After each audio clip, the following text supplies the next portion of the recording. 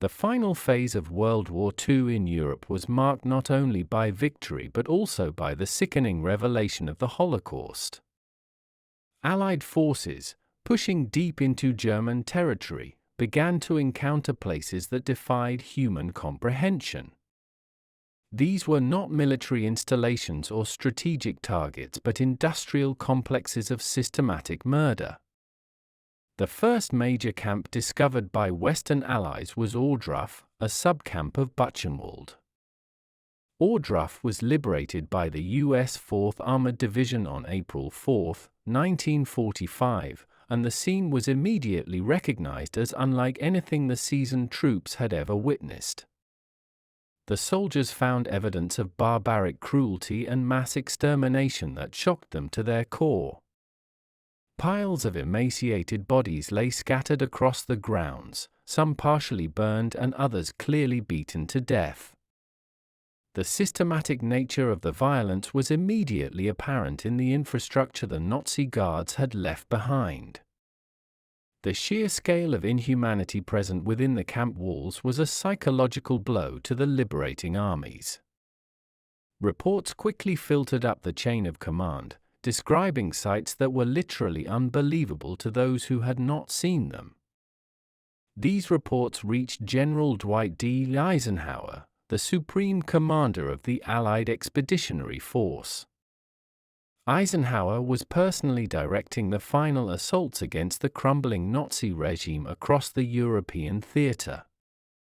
He was a man focused on military strategy and securing the unconditional surrender of Germany. Yet, these emerging stories of genocide demanded an immediate and profound personal response. The initial disbelief expressed by some at the highest levels of command suggested the need for undeniable proof. Eisenhower understood that the magnitude of the crime would be too immense for future generations to easily accept. He knew that the narrative of these atrocities would be contested by those who wished to rewrite history. Therefore, his reaction would not be just a matter of military protocol but a critical act of historical preservation. The sight of Ohrdruf became the pivotal moment that solidified his commitment to documentary evidence. This was the beginning of an effort to ensure that the facts of the Holocaust could never be conveniently forgotten or dismissed as mere propaganda. The horrors unveiled at Ohrdruf necessitated a move from the battlefield to the grim task of collecting evidence. This moment transitioned the Allied mission from purely military to one of moral witness for all mankind.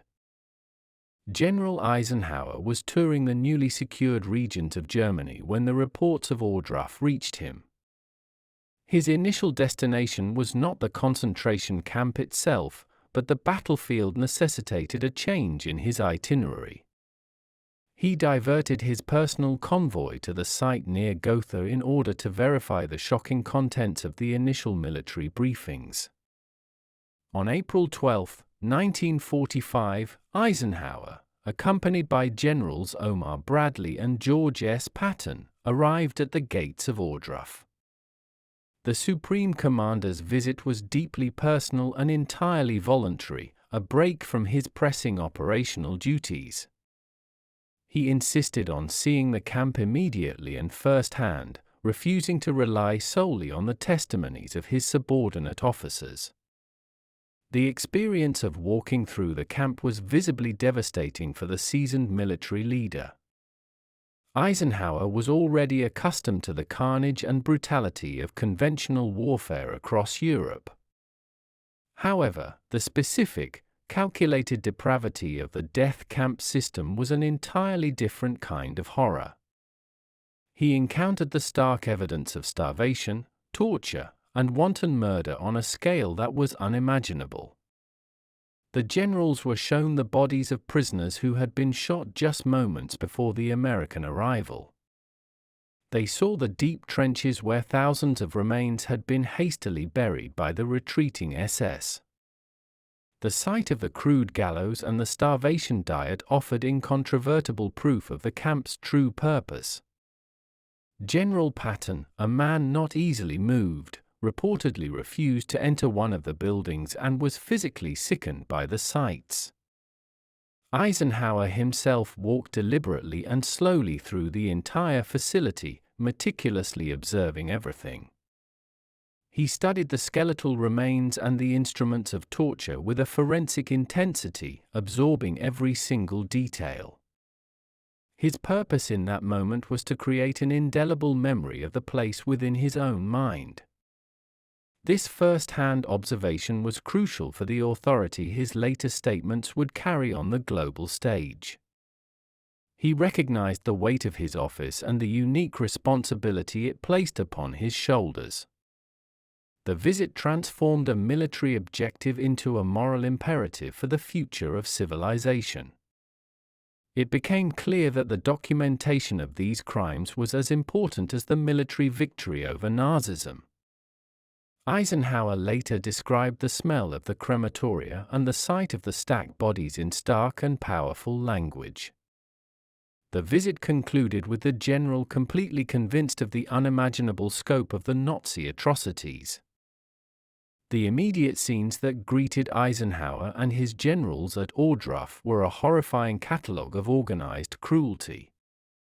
The general walked into a world defined by extreme human suffering and systematic dehumanization.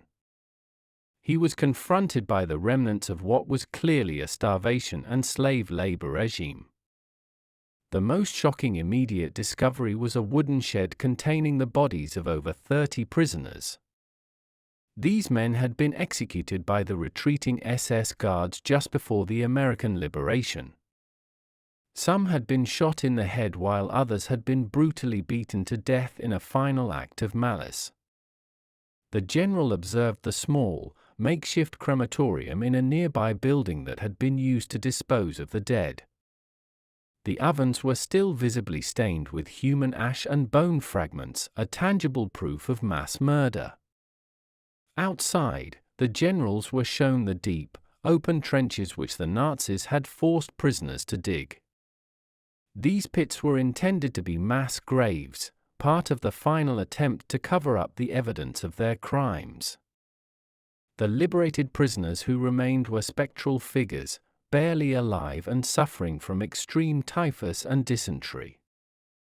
Their sunken eyes and emaciated frames bore silent testament to the years of deliberate malnutrition and overwork. Eisenhower witnessed the appalling lack of sanitation and the total absence of medical care for the sick and dying. He examined the torture devices and the solitary confinement cells that were used to break the spirits of the internees. The meager rations of stale bread and thin, watery soup found in the storage rooms confirmed the systematic starvation. The camp's operation was revealed not just as a prison but as a dedicated, industrial site of human destruction. Every aspect of the camp's design, from the barbed wire fences to the watchtowers, screamed of oppression. The military police officers accompanying Eisenhower were tasked with photographing everything they saw. This initial photographic evidence was taken under the general's direct, immediate, and powerful instruction. The photographs were intended to capture the immediate, raw truth before any alteration or decay could occur. Eisenhower made sure to study the identity tags and documentation left behind by the fleeing German guards. He wanted to establish the bureaucratic and organizational reality of the Nazi killing machine. The emotional impact on all the American soldiers present was profound and would last a lifetime. Eisenhower's composure remained outwardly firm, but the experience left an unmistakable mark on his soul. Eisenhower's reaction was not that of a detached commander but of a man shaken to his absolute moral core. His personal statements immediately following the visit were direct, uncompromising, and absolutely essential for historical record. He famously declared that he had never experienced such a complete sense of shock in his entire military career. He stressed the fact that all of them had fought a long war, one that involved terrible destruction and death. But the general maintained that the scale of the cold, calculated cruelty at Ohrdruf was beyond all previous experience. Eisenhower was keenly aware of the human tendency toward historical revisionism and convenient forgetting. He understood that in the future, these unbelievable horrors would be dismissed by some as mere propaganda of war. It was this precise realization that galvanized his powerful and immediate call to action. He did not want this evidence to rely solely on the spoken word or the fleeting memory of soldiers. His directive was not merely a suggestion but an urgent, explicit military order to document everything. Eisenhower commanded that every available resource be used to compile a complete and incontrovertible record. This record had to include photographic evidence, film footage, and sworn testimonies from the living survivors. He made it a priority to ensure that both American and British governmental officials should see the camps. The general understood the political necessity of having high-ranking civilian witnesses to the undeniable facts. He instructed his officers to make the local German population come to the camps and face the realities of the crimes committed in their name. This confrontation was not just punitive but designed to break the collective denial he anticipated would soon follow. The full weight of the Supreme Commander's authority was placed behind the documentation effort. Eisenhower insisted that the film crews capture the scenes in full color whenever possible to enhance the realism. He felt that black and white photography might detract from the sheer, bloody truth of the atrocities. His words became a foundational pillar in the Allied understanding of the true nature of the enemy they had defeated. The general's personal revulsion was transformed into a powerful, pragmatic strategy for historical truth. He recognized the profound educational and judicial necessity of preserving every minute detail of the horror. This forceful response guaranteed that the Holocaust would be immediately documented by the official military history. The most pivotal and consequential outcome of Eisenhower's visit was his specific, solemn military order. He immediately sent a dispatch to General George C. Marshall, the Army Chief of Staff in Washington, D.C. This message conveyed the deep distress and moral outrage of the Allied command after witnessing the camp. Eisenhower stressed that the atrocities were far more shocking than any initial report had conveyed to him. He was adamant that the world must be shown the full extent of the Nazis' murderous depravity.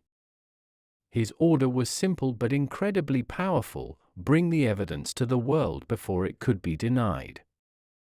He instructed that every unit that liberated or encountered a concentration camp should immediately begin comprehensive documentation. This documentation was to be the highest priority, sometimes even above purely military objectives. It included taking extensive photographs of the dead and the barely living survivors. It involved meticulous surveying and filming of the gas chambers, the gallows, and the crematoria. The general's instructions also ensured that every physical implement of torture was catalogued and preserved. He demanded that official military film units be dispatched immediately to record high-quality moving images.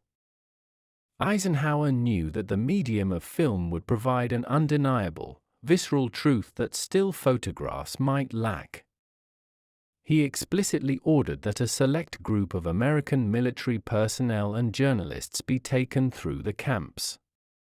This was to create a chain of trustworthy, high-profile witnesses whose testimonies could not be easily discredited. His forethought directly addressed the problem of Holocaust denial that he prophetically anticipated would emerge. The general wanted witnesses from the U.S. Congress and the British Parliament to be personally involved. He recognized that political consensus would be vital for any future international judicial proceedings. This critical decision ensured that the evidence gathered became the backbone of the Nuremberg trials. Without Eisenhower's swift and determined action, much of the crucial, immediate evidence may have been lost. His decisive command transformed the horrors of Ohrdruf into an unassailable historical fact. The message to Marshall was a call to arms for historical truth, not just a military update. This established a vital and unwavering precedent for the handling of war crimes documentation for all time. Eisenhower's immediate focus was on combating what he foresaw as a deliberate campaign of denial. He understood the political strategy of propaganda and the insidious way that mass crimes are often excused. The general's decision to film everything was a masterful move of historical and legal strategy. He knew that future deniers would attempt to dismiss the horror as Allied wartime exaggeration. Therefore, the only effective countermeasure was the overwhelming, comprehensive weight of visual proof. The military photographic and film units mobilized under his order captured thousands of images. These images were not sensationalized but painstakingly documented, often with date and location stamps. They were presented with the clinical detail required for use in a court of law, not just for journalistic purposes. Survivors' testimonies were collected and formally recorded by military intelligence officers. These records ensured that the victims' voices would be preserved alongside the physical evidence of the camps. The documentation extended to the mundane logistics of the death machine, such as train schedules and supply records. This proved the systematic, bureaucratic nature of the Holocaust, eliminating the possibility of simple accident or uncontrolled malice. Eisenhower's foresight was pivotal in creating the vast archive that is still used by historians today. He instructed that the collected evidence should be immediately archived in multiple secure locations. This distribution was a safeguard against the destruction or selective editing of the crucial visual records. The sheer volume of the material made it practically impossible for any future government to suppress the truth. This was a deliberate and strategic effort to secure the factual legacy of the atrocities for posterity. Eisenhower's insistence on bringing in journalists ensured that the story reached the American public without delay. The Free Press acted as an additional layer of public accountability against any potential official obfuscation. He sought to establish an indisputable record that would serve as a permanent warning to humanity. The meticulous evidence gathered under his command became a shield against the corrosion of memory. It was a powerful military commander using his authority to wage a battle for truth and historical consciousness. This documentation was the general's quiet yet firm pledge to the victims that their suffering would not be in vain. The documentation was only half of Eisenhower's strategy, the other half involved bringing the world to the camps. He realized that passively collecting evidence was insufficient without active, public display of the shocking truth. His orders extended to immediately escorting high-ranking Allied officers and officials through the liberated facilities.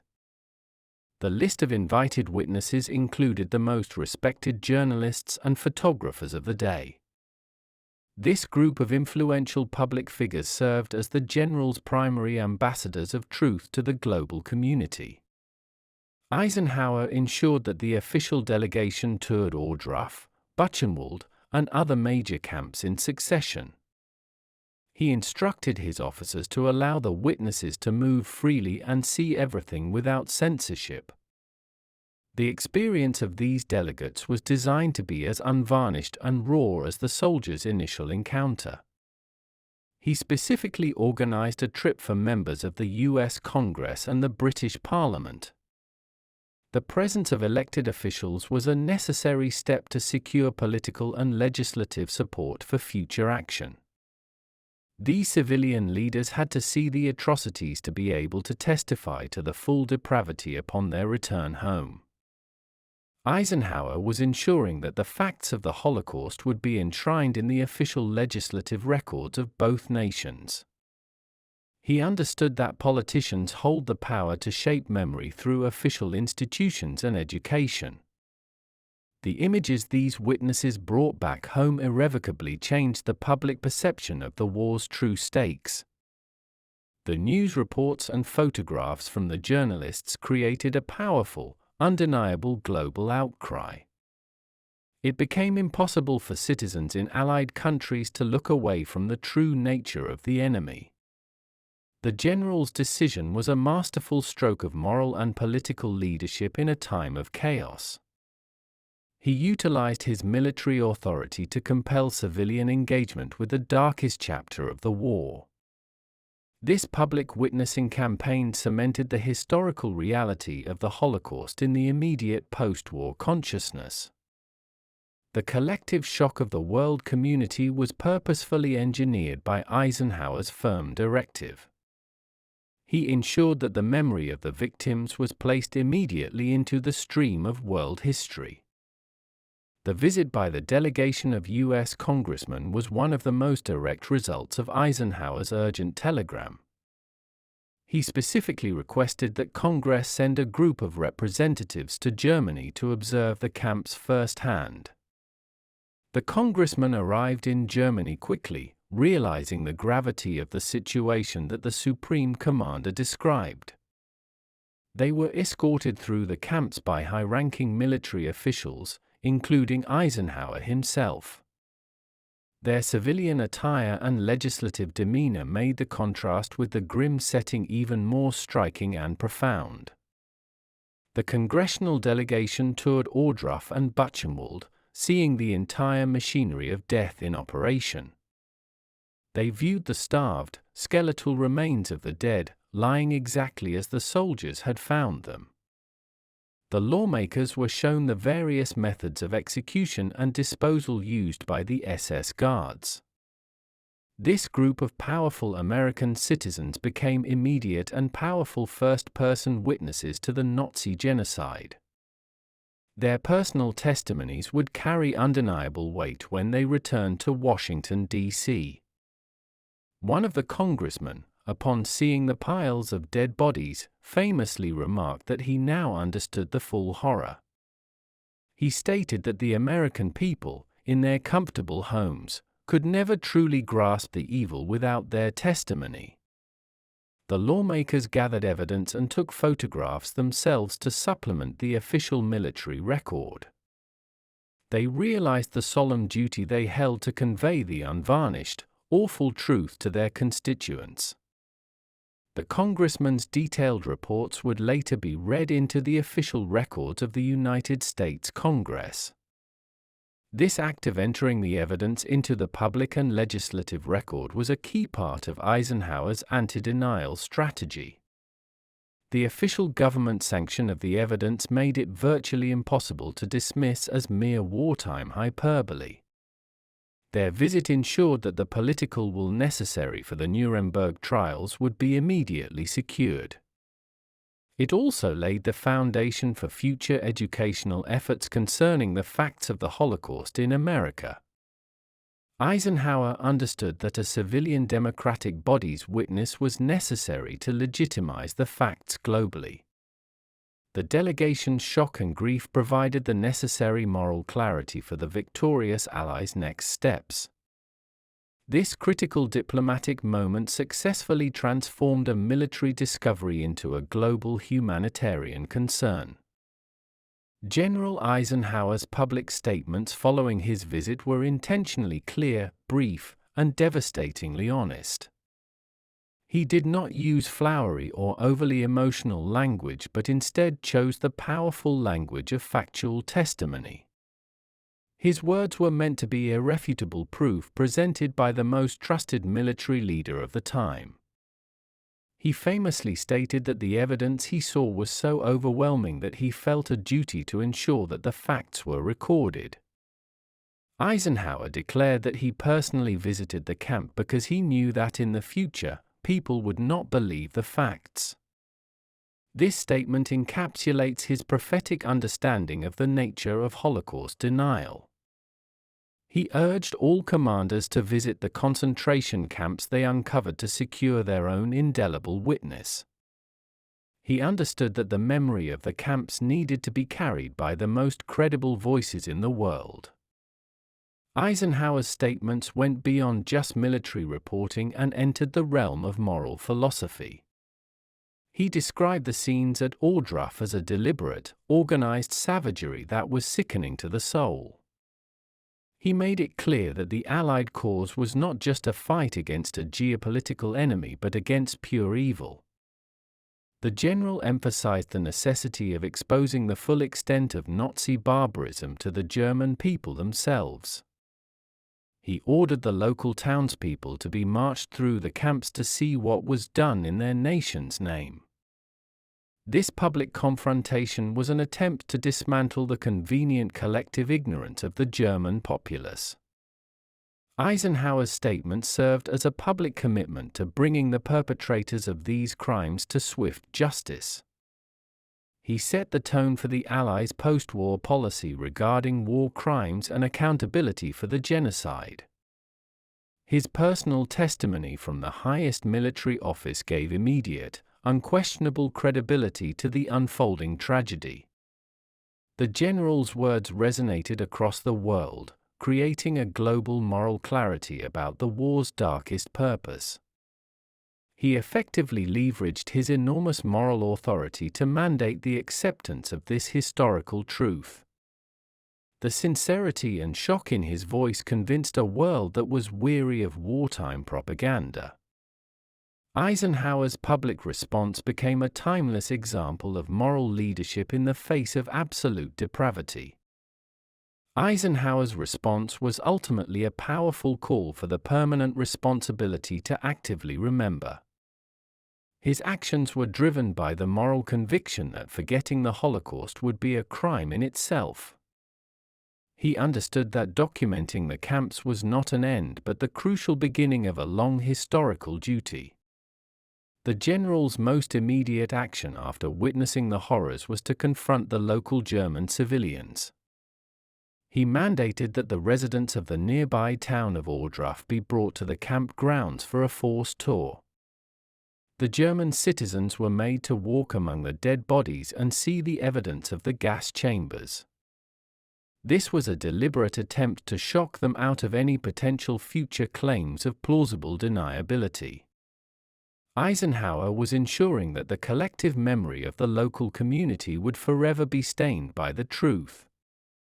He knew that the responsibility for the camps extended beyond the SS guards to the ordinary people who let it happen.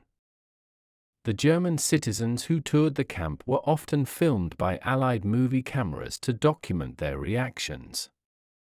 Their expressions of denial, shock, and sometimes genuine grief were captured for the historical record.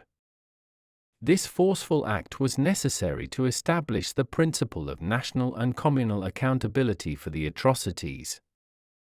Eisenhower was actively engineering the creation of a difficult and necessary collective memory for the German nation. He believed that the only way to prevent a recurrence was to ensure the truth was inescapably present. His order demonstrated a profound insight into the psychology of post-war revisionism and evasion of guilt. The general's action solidified his belief that the crimes were not the secret of a few, but a stain on civilization. He recognized that the burden of witness was a continuous obligation for every generation that followed. This enforced witnessing was a foundation stone for the denazification and re-education of post-war Germany. The responsibility to remember became a fundamental component of the Allied occupation strategy. Embedded within Eisenhower's immediate reaction was a distinct and prophetic warning to the world. He recognized that the scale of the atrocity was so vast that it would strain the limits of human credibility. His immediate concern was not for the current moment but for the distant, fragile memory of the future. The general feared that the systematic mass murder would be too monstrous to be believed by future historians. He worried that those who were not present would dismiss the reports as mere emotional exaggeration of wartime. Eisenhower's forceful call for photographic and film documentation was a direct preventative measure against this denial. He sought to create an archive that could withstand the inevitable erosion of time and the malicious intent of deniers. His foresight was particularly remarkable given that the term Holocaust denials was not yet in common usage. The general acted on an instinctual understanding of political propaganda and the historical manipulation of truth. He warned that the evidence must be seen and documented by as many credible witnesses as possible to silence all future doubt. Eisenhower's concern was not merely military but focused on the long-term moral integrity of human history. He essentially created a permanent time capsule of truth to be opened whenever skepticism might arise. This warning extended to the very nature of human evil and its capacity for bureaucratic, cold-blooded organization. He saw the camps not as an aberration but as the logical endpoint of hate and unchecked totalitarian power. His message was a solemn caution against ever allowing such ideology to take root and flourish again. The general implored the world never to forget the sight of the starving, the incinerators, and the mass graves. His prophetic action ensured that the foundational evidence for the Nuremberg trials was immediately secured. It remains one of the most powerful and enduring calls for historical truth in the 20th century. Eisenhower's decisive actions immediately following his visit to Ohrdruf created a permanent legacy of documentation. His orders fundamentally shaped how the Allied forces approached the discovery of every subsequent concentration camp. The meticulous recording and filming became a standard operating procedure for every unit pushing into Germany. This unified and systematic documentation effort provided the indispensable evidence for the Nuremberg International Military Tribunal. The photographs and film footage ordered by Eisenhower were entered as crucial, powerful evidence at the trials. They provided an undeniable visual record of the crimes that sealed the fate of many high-ranking Nazi officials. The general's foresight also ensured that vast archives of Holocaust evidence were permanently established. These archives continue to serve as the unshakable foundation for all historical research and education on the genocide. Institutions such as the United States Holocaust Memorial Museum owe a debt to his immediate call for preservation. The museum's mission to remember is a direct continuation of Eisenhower's original, urgent moral directive. His legacy extends beyond his role as a general and a president into the realm of historical truth-telling. He remains a foundational witness whose credibility ensured that the facts of the Holocaust could never be successfully contested. The general's personal revulsion was successfully weaponized against the forces of denial and historical revisionism. His statement about the need to record the evidence continues to be cited as a powerful testament to the truth. The commitment he showed at Ohrdruf elevated the Allied mission from a military victory to a moral triumph. Eisenhower's actions stand as a testament to the power of a single individual's moral resolve in a moment of great crisis. The documentary evidence he mandated serves as a permanent, visceral warning against the inhumanity of genocide. His legacy is one of ensuring that the ghosts of the Holocaust would always have an undeniable presence in the historical record. The story of Eisenhower at Ohrdruf is the story of a military commander who became history's most critical witness.